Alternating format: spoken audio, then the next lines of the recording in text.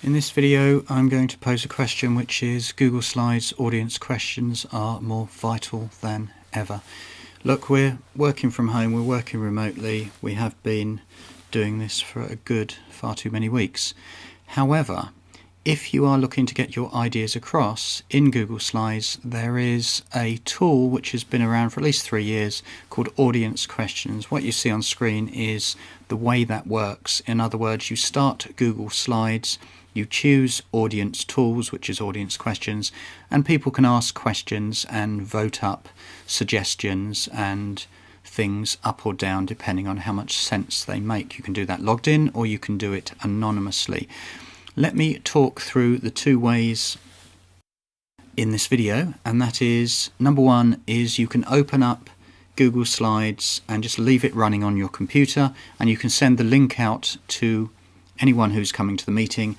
In other words, in advance, you can collate and add the slide questions by voting and adding them, say, a couple of hours before your meeting, and then go to the live meeting, and before you even get there, that you've got a load of suggestions already based on the slides. I will demo this in a second. Number two is you just turn up to the meeting, talk, say, for 20 minutes or whatever with your Google Slides, and open audience questions at the same time. Therefore, as people look at slides and see things, they can ask questions, which is in the normal classroom conference way. Of course, publishing the slides to the web means that anybody can see it and comment. So let's have a look at a tiny example, and that is that in this example, let's say it was a Monday morning, which it is, and the meeting is at 11 o'clock, and let's say at 9 AM you just sent the link out by email or whatever and just sort of said, look, have a look at these logo designs, I know we've been working on them, what do you think about them?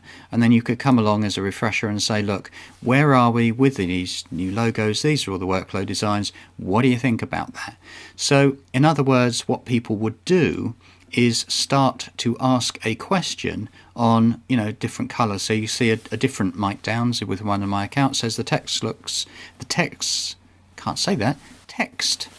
better at the bottom. Okay, fine, do I like that? And I've given it a vote. The other mic down says the green gets lost in the dark grey background. Yeah, that's a fair point. Didn't think about that on design. So in other words, you can get the way the idea actually works. Now, bottom slide here for me is that I'm using two monitors as the presenter. Top left is actually the slide presentation.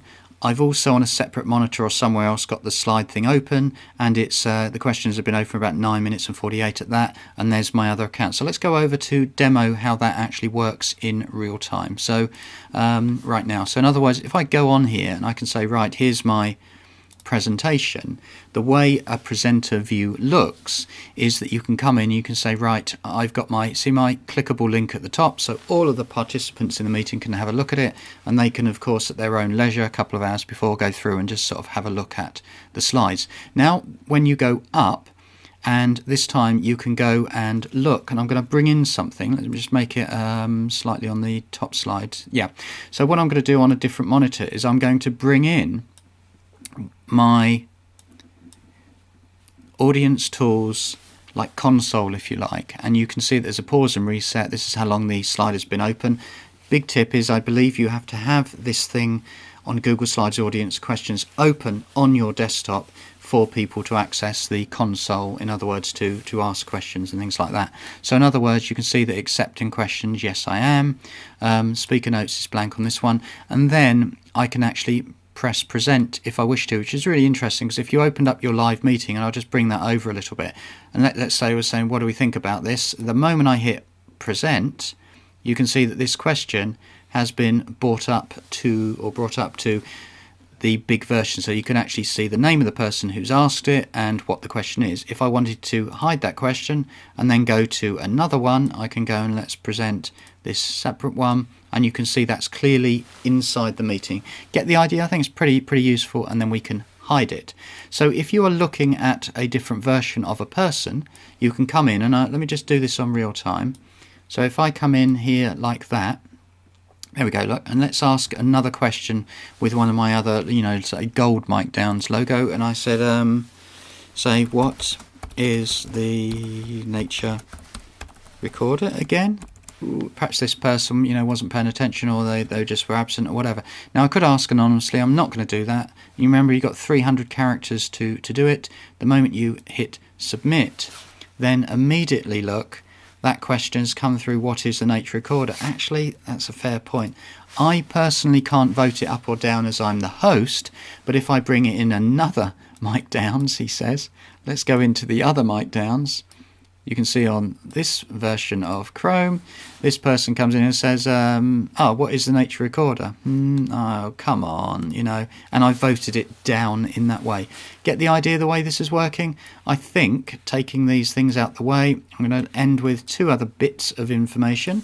One of them is that if you wanted any help, then Docs Editor Help says accept and present audience questions, and there are links to the computer version, the Android version, and the iPhone and iPad version.